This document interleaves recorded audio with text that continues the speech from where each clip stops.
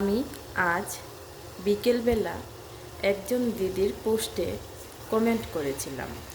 তো সেই দিদির পোস্টে কমেন্ট করার পরে আমাকে একজন দাদা রিপ্লাই কমেন্ট করেছে এবং একটা হাসির ইমোজি দিয়েছে। ঠিক আছে, তো হাসির ইমোজিটা দেওয়া মানে ইমোজিটাতে ক্লিক করে দিদিটার পোস্টে আমি আবার চলে গিয়েছি যে কে আমাকে রিয়েট দিয়েছে বা কয়টা রিয়েট পেয়েছি দেখার জন্য। ঠিক আছে, তো অনেক কমেন্ট সেখানে ছিল। তারপর সেখানে যারা যারা কমেন্ট করেছে সেই জায়গাতে 100, 150, 200, 300 500 পর্যন্ত তোমার রিয়েট পড়েছে অনেকের কমেন্টের পাশে।